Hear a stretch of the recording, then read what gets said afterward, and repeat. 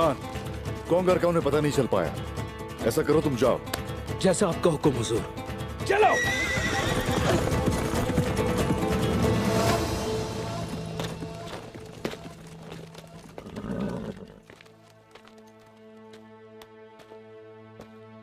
अस्सलामुअलैकुम। वालेकुम अस्सलाम बमसी साहब। अपने फर्ज की वजह से मैं आपके निकाह पर नहीं आ सका। अल्लाह आपको अपने हिफ्ज़ व अमान में रखे। अल्लाह आपकी नस्ल को जारी रखे और लंबी जिंदगी दे। शुक्रिया कनूर, शुक्रिया, शुक्रिया मेरे भाई। बहादुर घोड़े पर मंजिल तक पहुंचता है और शादी के बाद अपनी साख बनाता है। मैं और मेरी तलवार बेताब हैं ढालों पर मारने के लिए। हम तो लड़ाई पर जाने की बात कर रहे हैं और आप तकरीब और ढालों के बारे में सोच रहे हैं बमसी साहब। गोंदोज बेटा, तकरीब हो या जंग, दोनों शादी की तरह ही हैं। बिल्कुल।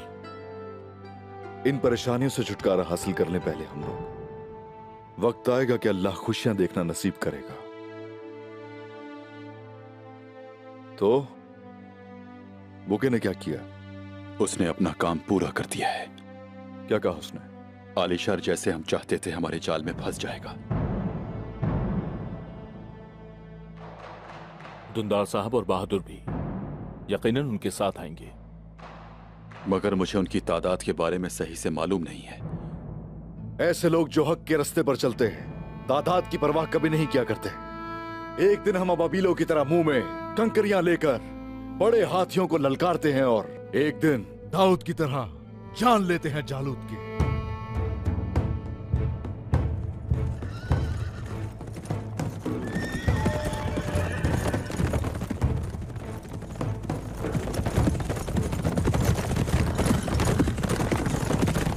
रुक जाओ, रुक जाओ, रुको।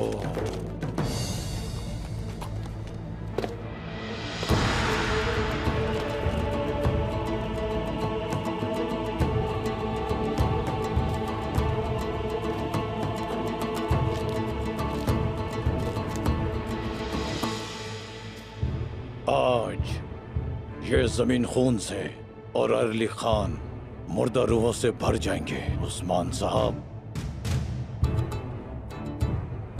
बालगाय, वैसे कितना तुम्हें एतबार है बुके पे? जितना एक कुत्ता मालिक का वफादार होता है उतना ही वो मेरा वफादार है उस्मान साहब। तो चलो फिर शुरू करते हैं।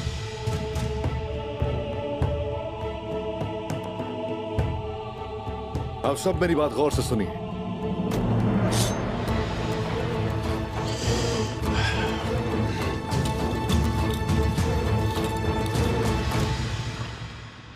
तमाम तैयारियां मुकम्मल हो रही हैं दुंदार साहब। मेरा बहादुर अच्छी खबर लेकर आ रहा है इंशाअल्लाह।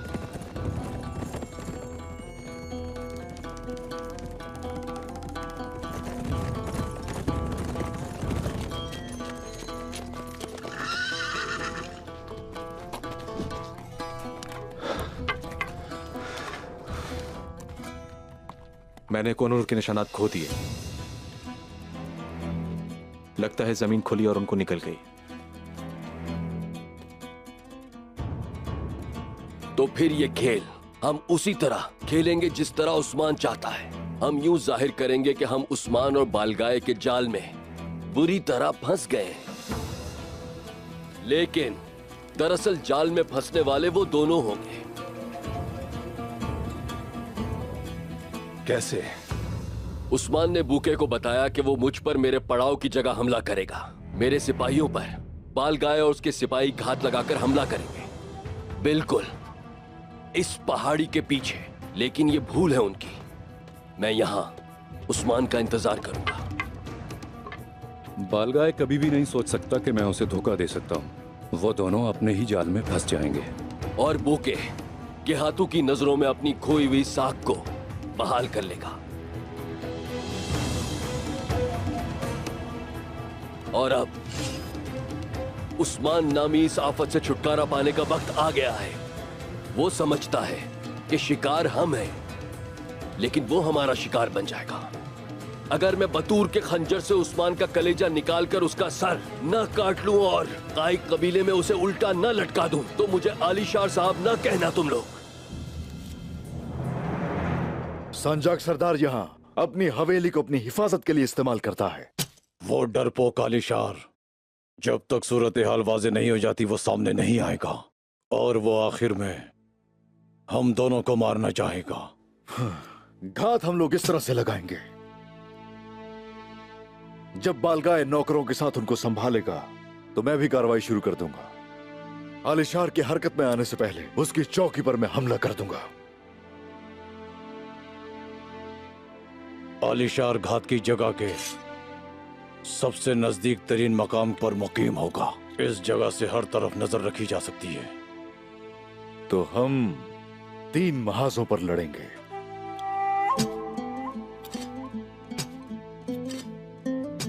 यह तीसरा महाज कौन सा होगा?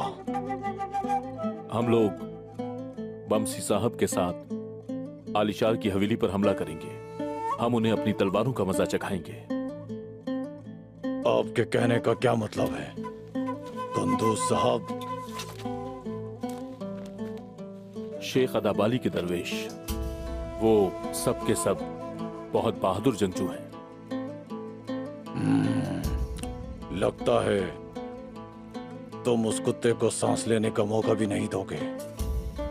जो कुत्ता सांस के जरिए अपना जहर छोड़े बालगाए, उसे जिंदा छोड़ना हराम है। जहां तक हवेली की बात है, वो आलिशार के लिए सब कुछ है। वो उसकी साख और उसकी शान और हरम है। उसकी हवेली की हिफाजत करने के लिए सिपाही सब कुछ करेंगे। बहुत खून बहेगा, इतना कि सोच नहीं सकते।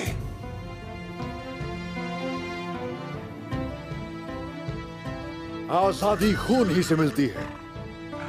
जो माफी चाहेंगे वो हमारे गजब का बिल्कुल शिकार नहीं होंगे, लेकिन जो आप पर अपनी तलवार ताने उसको जहन्नम वासिल करना आपकी जिम्मेदारी है।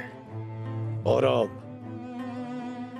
अपने हथियार को खून से रंगने का वक्त आ गया है। आप जानते हैं कि काम खत्म होने के बाद हम कहां मिलेंगे।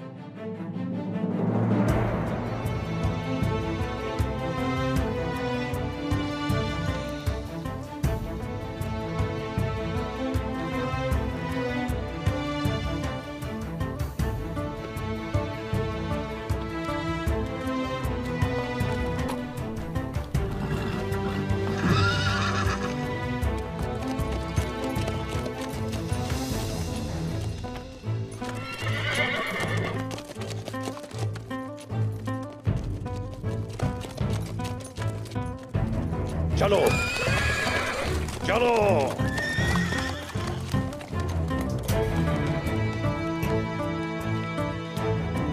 जिसका ख्वाब हमने मुसीबतें सहकर देखा, हम जिस वक्त के इंतजार में थे, आज वो शुरू होता है।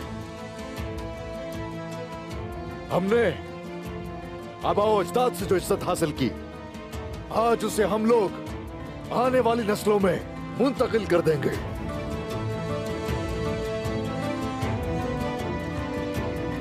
चूंकि बहुत दूर से हम जिहाद की खातिर यहां आए, तो इसलिए ऐसा इत्तेहाद करेंगे कि जिसका नतीजा शहादत की सूरत, जिहाद और इंसाफ की सूरत में ही निकलेगा।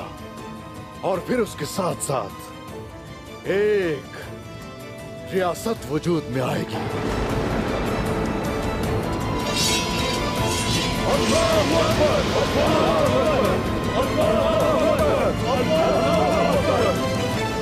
दुंदार साहब, उस्मान जिस जगह जाल बिछाएगा, आप बहादुर के साथ वहां जाएंगे। मेरे सिपाही एक सरदार की हैसियत से आपके मातहत होंगे, और मैं बूके के साथ उस्मान का शिकार करूंगा जिसने मेरे सदर दफ्तर पर हमला करने की कसम खाई है। पानी पानी की तरह और खून खून की तरह बहता है आलिशार साहब। उस्मान मेरा शिकार है। अभी तक उसके हाथों में मेरे बेटे बतुर का खून लगा है।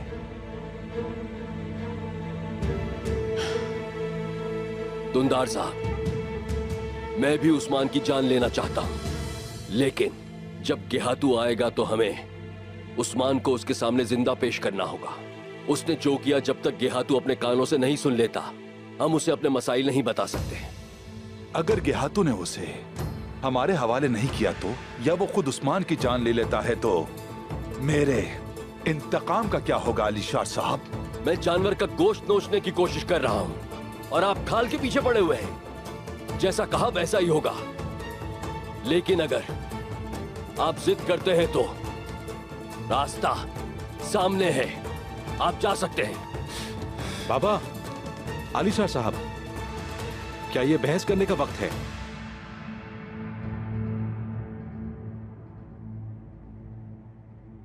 मैं आपका दर्द समझता हूं दूनदार साहब, लेकिन उस्मान यहां जिंदा आए या मुर्दा, ये खंजर देखिएगा अपना काम पूरा करके रहेगा,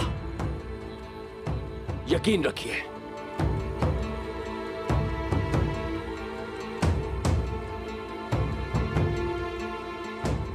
सही कह रहे हैं आप। सबसे अहम बात ही उसका मरना है। उस्मान की लाश को मैं जानवरों की खुराक बनते देख लूं तो मेरे लिए यही काफी है।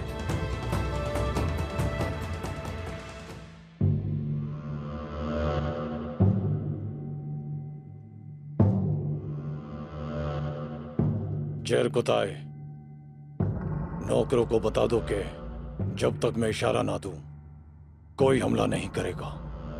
महाज पर मौजूद नौकर चाहे जो भी हो जाए अपनी जगह नहीं छोड़ेगा। जब उन्हें अपनी जगह को छोड़ना पड़ा तो वो फौरन महाज पर वापस आ जाएंगे। और दुंदार को मत मारना, ये उस्मान की ख्वाहिश है। जैसे आपका हुक्म मालिका है।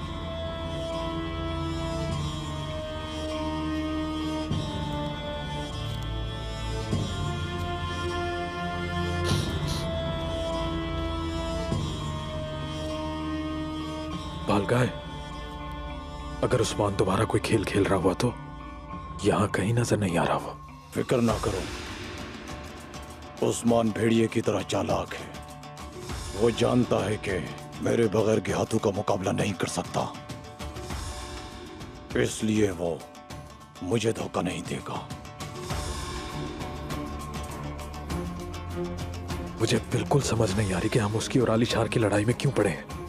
बजाय उसको अपनी लड़ाई में शामिल करने के, हम उसके दुश्मन के खिलाफ लड़ रहे हैं। वो आलिशार सिर्फ उस्मान का दुश्मन नहीं है, गेहातू के साथ मिलकर उसने मेरे तमाम मंसूबों को बर्बाद कर दिया।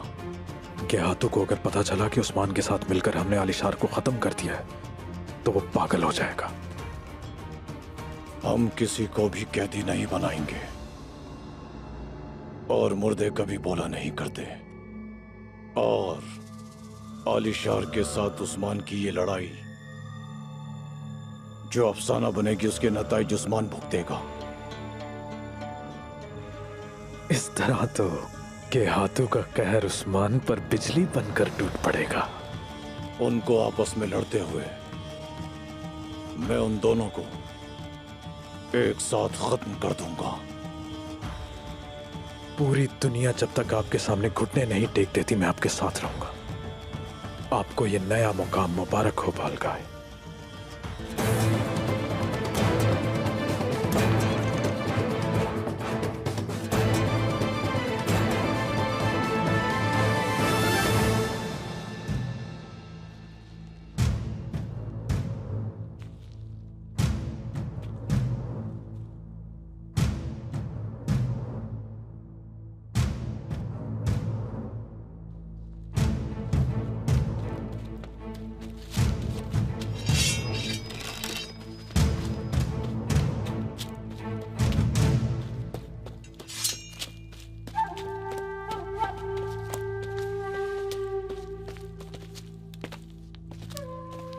हुजूर, आपने बिल्कुल सही कहा था।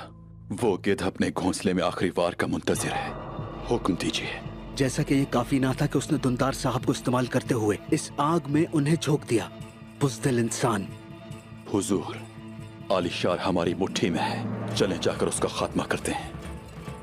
कनूर, फतह का रास्ता साजिशों और फितनों के पत्थरों से बना होता है, बस ये हमेशा याद रखना। हुजूर, आपके संग जंग करना हमेशा मेरे लिए एजाज की बात है। अगर इस रास्ते में मैं शहीद हो जाता हूं तो इसमें कोई शक नहीं कि मेरी आखिरी सांसें अल्लाह पाक और आपका शुक्र अदा करेंगी। शुक्रिया कनूर, शुक्रिया।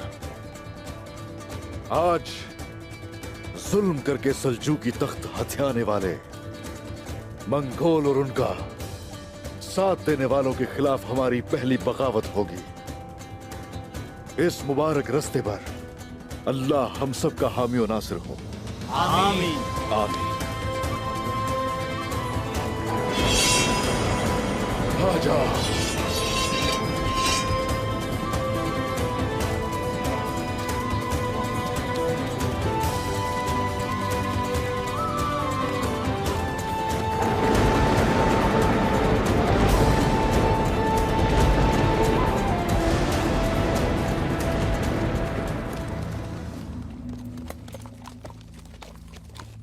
आलिशार, तो तुम भी आए हो।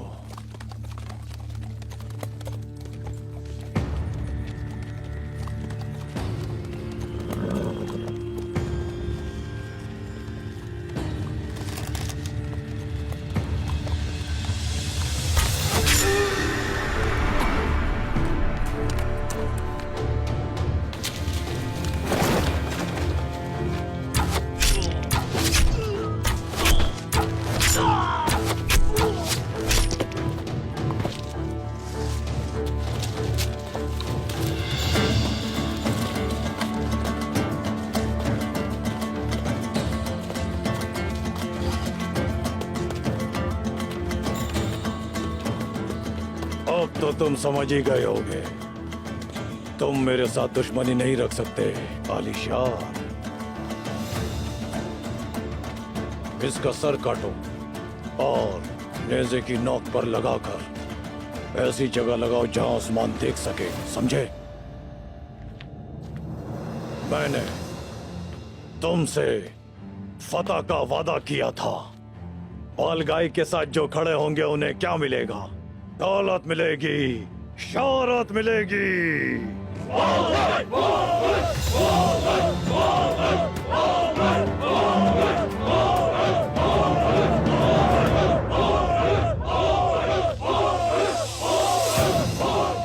बालगाई,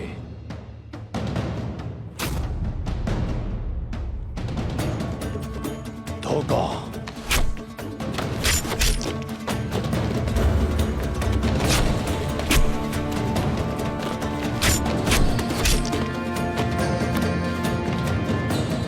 बालगाई,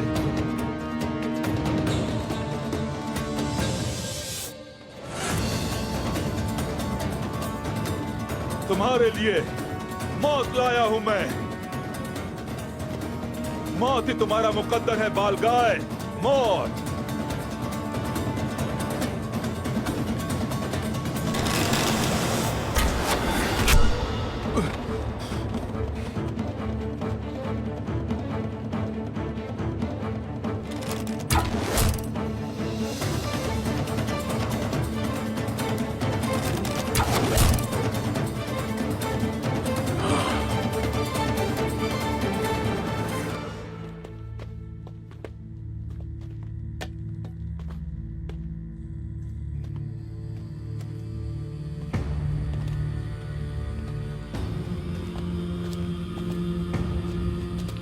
उसके तीर खत्म हो चुके हैं। बालगाय को मेरे लिए छोड़ दो।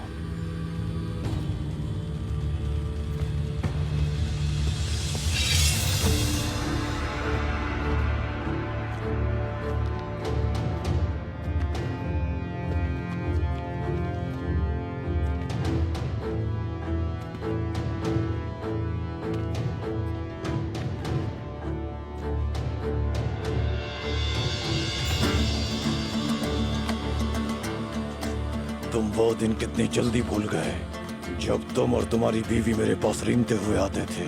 धुंधार। वो सब माजी का हिस्सा था बालगाय।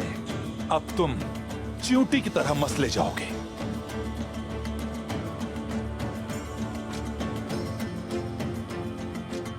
बेवकूफ धुंधार, तुमसे ज्यादा तो तुम्हारी बीवी होशियार है।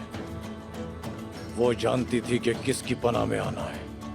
अपनी जान का सोचो। मैं तुम्हारी खाल से ढोल बनाकर तुम्हारे काई कबीले में बजाऊंगा। तुम मुझे बेवकूफ समझते हो, जिस तरह उस्मान को समझा है? हाँ,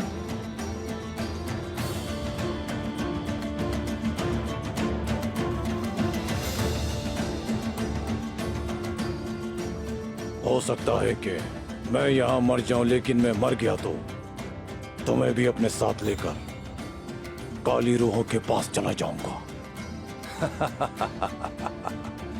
बालगाय, आ जाओ, आ जाओ बालगाय, आओ और मेरी तलवार का मजा चखो, पता चल जाएगा।